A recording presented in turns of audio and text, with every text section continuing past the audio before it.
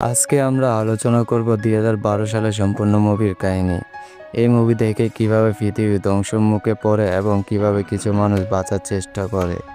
কাহিনী শুরু হয় ২০০৯ সালে, যখন বৈজ্ঞানিক এডিয়ন হেলোসেনি ভারতে যান। তার বন্ধু সালতাম আবিষ্কার করেন যে পৃথিবীর কেন্দ্র তাপমাত্রা দ্রুত বাড়ছে। ২০১০ সালে প্রেসিডেন্ট উইনেস বিশ্বনেতাদেরকে সতর্ক করেন। গোপনে ধনী ব্যক্তিরা ও ক্ষমতাবানদের জন্য চীনে বিশাল একটি ওয়ার্ড তৈরি করা হয়েছে। ২০১১ সালে আসল মোনালিসাকে সরিয়ে তার পরিবর্তিত একটি নকল মোনালিসাকে রাখানো হয়। ২০১২ সালে মূলত কাহিনী শুরু হয়। হ্যালো এভরিওয়ান, আসসালামু আলাইকুম। আমি হাসান আছি আপনাদের সাথে নতুন একটি এপিসোড নিয়ে। আশা করি শুরু থেকে শেষ পর্যন্ত দেখতে থাকবেন। ধন্যবাদ। চলুন কথা না বাড়িয়ে মুভির কাহিনীতে ঢুকে যাওয়া যাক। জ্যাকসন একজন লেখক। লিমো ড্রাইভার তার সন্তানদেরকে নিয়ে ইউনিস্টার যান। সেখানে তারা ষড়যন্ত্র তত্ত্ববিদ চার্চিলের সাথে দেখা করেন। চার্চিল দাবি করেন যে পৃথিবী ধ্বংসের পথে এবং ধনীরা বাঁচার জন্য ব্যবস্থা করেছেন। পরের দিন লস অ্যাঞ্জেলেসে ভূমিকম্প শুরু হয়। শহরটিতে বিশাল একটি ফাটল দেখা দেয়। জ্যাকসন বুঝতে পারে যে বিপর্যয় সত্যি খুব কাছে এসে গেছেন। তিনি দ্রুত পরিবার নিয়ে লস অ্যাঞ্জেলেসে ছাড়ার চেষ্টা করেন। ভূমিকম্প ক্রমে ভয়াবহ হয়ে ওঠে।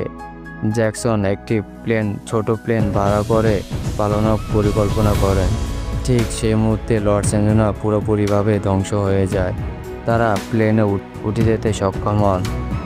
অপরদিকে বেটিগো সিটিতে বিশাল একটি সুনামি আঘাত আনেন। সেন্ট পিটার্স বেসিলিকা ধসে পড়ে। হাজারো হাজারো মানুষ মারা যায়।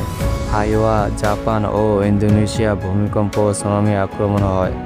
জ্যাকসন ও তার পরিবার ইনস্টন ফিরে যান। সেখানে চার্চিলের কাছ থেকে মানচিত্র সংগ্রহ করেন। চার্চিল বলেন, বাঁচতে হলে চীনের ওয়ার্ডগুলোতে যেতে হবে। জ্যাকসন দ্রুত তার পরিবার নিয়ে ভেগাস যান। সেখানে ইউরি কপারের সাথে তাদের দেখা হয়। ইউরি জানান যে তার পরিবার বাঁচবে, কিন্তু জ্যাকসনের পরিবার বাঁচবে না।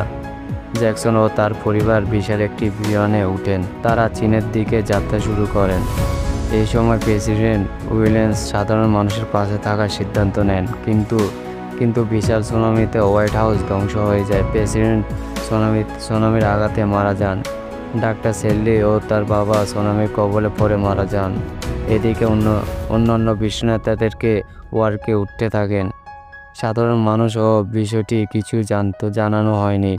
গোপনে কেবল ধনী ব্যক্তি ও ক্ষমতা ব্যক্তিদেরকে স্থান দেওয়া হয়েছে। অ্যালন সালেন বুঝতে পারেন যে এই সিদ্ধান্ত মানবতার জন্য ভুল। তিনি এই ব্যবস্থার বিরুদ্ধে রুখে দাঁড়ানোর সিদ্ধান্ত নেন। জ্যাকসন এবং তার পরিবার চীনে পৌঁছায়, কিন্তু জানতে পারে যে শুধুমাত্র ধনী ব্যক্তিরাই ওয়ার্কে উঠতে পারবেন। উইরু ও তার ছেলে অ্যালন সানি জানতে পারেন যে সাধারণ মানুষদেরকে বাঁচানোর কোনো পরিকল্পনা নেই। তিনি বিশ্ব নেতাদেরকে বোঝানোর চেষ্টা করেন। তিনি বলেন, আমরা যদি সাধারণ মানুষদেরকে না বাঁচাতে পারি তাহলে আজ মানবতা ধ্বংস হয়ে যাবে। অ্যালন সানির বক্তব্যতে বিশ্ব নেতাদেরকে চিন্তায় ফেলে দেন। কিছু নেতা তাদের ওয়ার্কের দরজা খুলে দেন, কিন্তু আমেরিকান ওয়ার্কের হেজুরা রাজি হন না। সাধারণ মানুষ দৌড়ে ওয়ার্কে প্রবেশ করার চেষ্টা করতে থাকেন। অবশেষে আইন হেজুরা বাধ্য হয়ে দরজা খুলে দেন। হাজার মানুষ দৌড়ে জাহাজে উঠে, কিন্তু ঠিক তখনই বিপদ আসে। জাহাজের মূল দরজা পুরোপুরি বন্ধ না হওয়ায় ইঞ্জিন চালু হচ্ছে না। বিশাল সুনামির ঢেউ দিয়ে আসছে।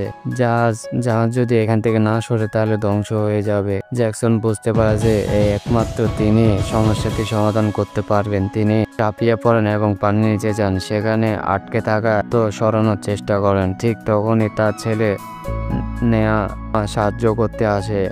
অনেকক্ষণ চেষ্টা করার পর তারা দরজা ঠিক করতে সক্ষম হন, সচল হয় এবং ইঞ্জিন চালু করা সম্ভব হয়। ঠিক সেই মুহূর্তে বিশাল তরঙ্গ এসে জাহাজের দিকে ধেয়ে আসে। জাহাজ মাউন্ট এভারেস্টে ধাক্কা খেলেও সম্পূর্ণ ধ্বংস হয় না। ধীরে ধীরে সাগর শান্ত হতে থাকে।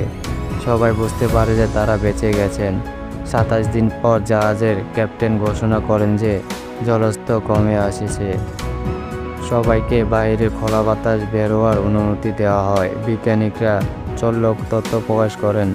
আফ্রিকা মহাদেশে আগের চেয়েও কয়েক হাজার ফুট উপরে পানি উঠে গেছে। এটি একমাত্র এখানে স্থলভাগ, সেখানে মানবতা সম্পূর্ণ পুনর্গঠন সম্ভব হয়। সব ওয়ার্কে ক্যাপ অফ গুড হ্যাপের দিকে যাত্রা শুরু করে। জ্যাকসন ও তার পরিবার বুঝতে পারেন যে তারা নতুন জীবনের পথে চলছে।